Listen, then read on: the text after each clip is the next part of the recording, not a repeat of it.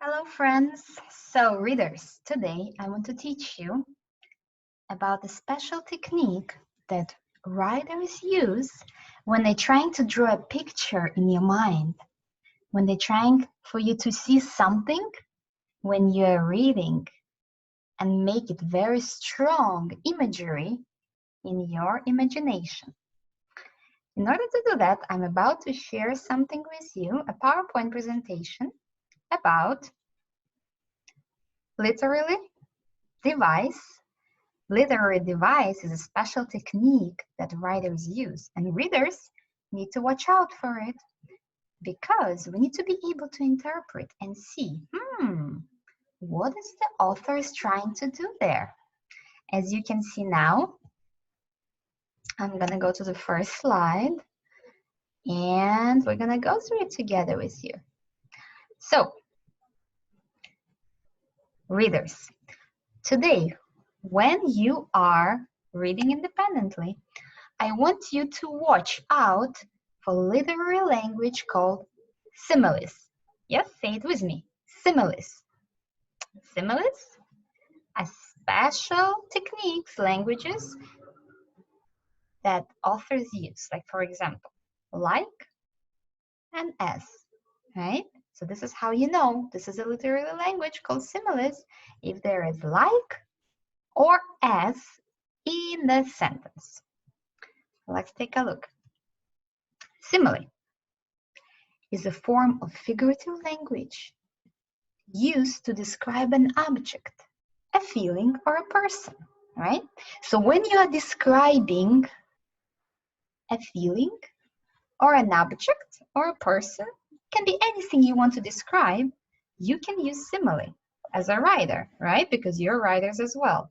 But right now we are readers, so we're gonna watch out for what the authors are doing when they're using similes.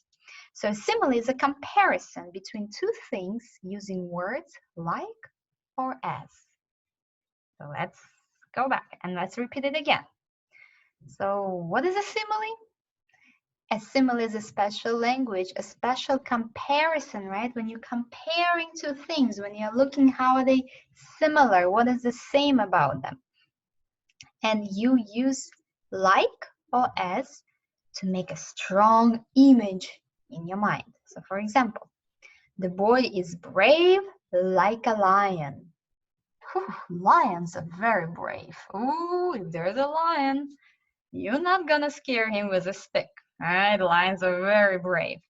So the boy is as brave as a lion means, oh, this is a very, very brave boy.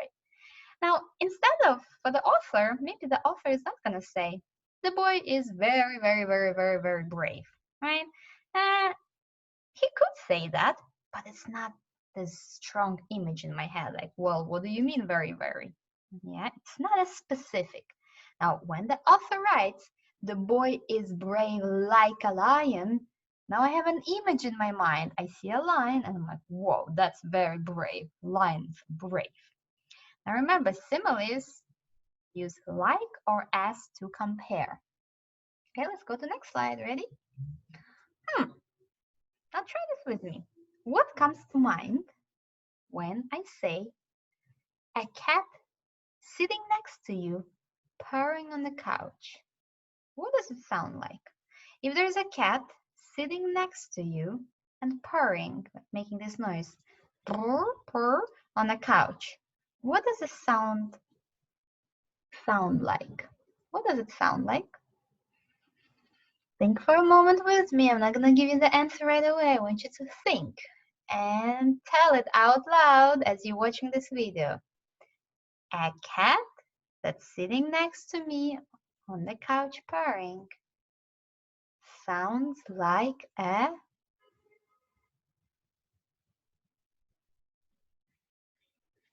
You said probably different things. What comes to my mind sounds like a motorboat. You know the motor when it makes the sounds. Jun, jun, jun. Yeah, like, so that's what it sounds to me like.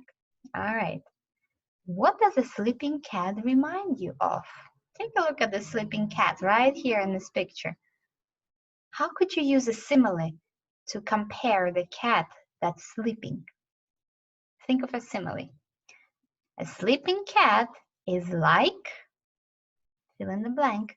A sleeping cat is like, to me, it looks like a crescent, like half of a moon, right? It's like this, the shape. The sleeping cat is like a young crescent. You're like, oh, it must be a young kitty, and it's sleeping in this shape that reminds me of a half of a moon, a crescent. Or maybe you can say a rainbow. Yeah, all right, let's continue. Now I want you to do it, turn and talk with your parents, or siblings, or friends, or pets, or anyone you have near you. We're gonna do turn and talk now, yeah? You're gonna finish a sentence with what comes to mind to create a simile. The full moon is like... We're gonna do one of these with you, and then I'll let you go practice this on your own. The full moon is like... Think of something. The full moon, what can be a really good imagery for the full moon? The full moon is like a giant lamp, right? That's what I could say. The full moon is like a giant lamp. So now in my brain, I imagine it is really bright lamp. Or you can say the full moon is like a ball of fire. Whew, moon is not a fire, not even close, but imagine this burning ball of fire. That's a strong image. If I say the full moon is like a burning ball of fire, what does it mean? That means that this moon is super, super bright if it looks like a full ball of bright fire, right? The full moon is like a ball of fire. All right, continue. I want you to make it similar. Falling asleep is like, fill in the blank. Yellow sounds like, anger sounds like. Turn and talk to your partner, whoever that partner is at the moment. In the comments, let me know what are the endings. All right. So I'm gonna stop the share now. And I'm gonna stop the recording. Enjoy reading. And also when you're reading your independent books today, look for similes. And you're gonna tell me what are the similes that you found. Happy reading.